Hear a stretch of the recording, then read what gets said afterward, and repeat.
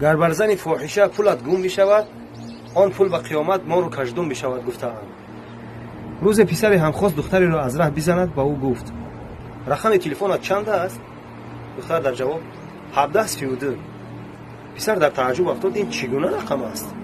دختر باشد قرآن کریم سوره 17 آیه 32 آمده است که بسم الله الرحمن الرحیم ولا تقربوا الزنا انه كان فاحشة وساء سبیلا. و به زنا نزدیک مشوید، به درستی که وی بی حیا و بعد راهی است. البته که هر نفری که مایل به زنا می شود این دو رقم را هیچگاه فراموش نکنند. 1732 یعنی سخرانی کنند راست این نفس در. السلام علیکم و رحمت الله و برکاته.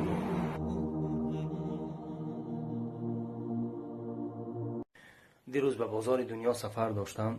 باور میکنید نرخ مهر بی نهایت بلند شده است.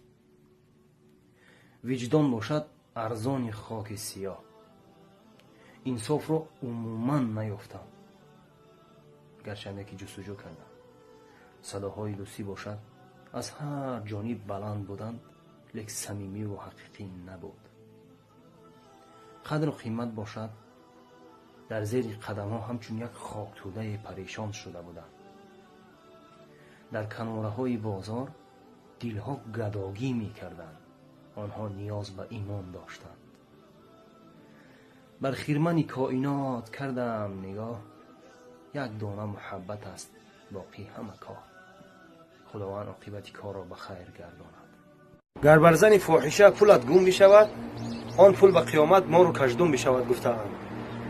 روز پسر همخواست دختری را از ره بزند، با او گفت رقم تلفنت چند است؟ دختر در جواب 1732. پسر در تعجب افتاد، این چگونه رقم است؟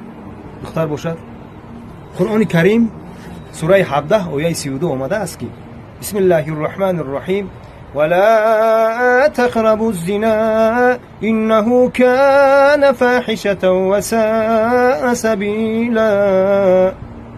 و به زنا نزدیک مشوید، به درستی که وی بی حیا و بعد راهی است. البته که هر نفری که مایل به زنا می شود این دو رقم را هیچگاه فراموش نکنند. 1732 یعنی سخرانی کنند راست این نفس در. السلام علیکم و رحمت الله و برکاته.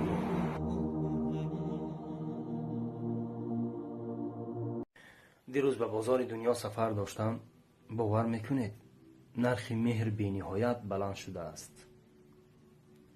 وجدان باشد ارزان خاک سیاه.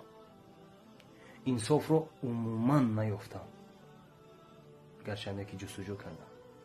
صداهای دوستی باشد از هر جانب بلند بودند، لیک صمیمی و حقیقی نبود. قدر و قیمت باشد در زیر قدم ها همچون یک خاک توده پریشان شده بودند. در کناره های بازار دلها گداگی می کردند. آنها نیاز به ایمان داشتند. بر خرمن کائنات کردم نگاه، یک دانه محبت است باقی همه کار. خداوند عاقبت کار را به خیر گرداند. یک برادر خواهش کرد که بهر غریبان سخنی گفته باش. آخر من از گلشن گلزار به گلستان چی نویسم؟ من خود غریبم، به غریبان چی نویسم؟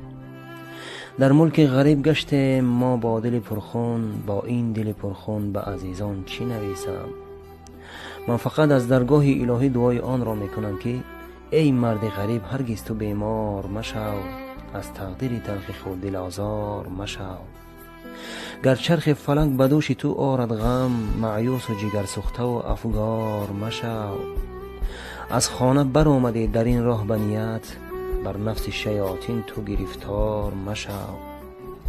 گر جان به لبت رسید از این تنگ دستی، بر لقمه فروخته دین و کفار مشو. آخر به یگان شک و شبهه علمهای غریبی در جوانی می کند پیرم، عذاب شام غربت را کسی دور از وطن داند.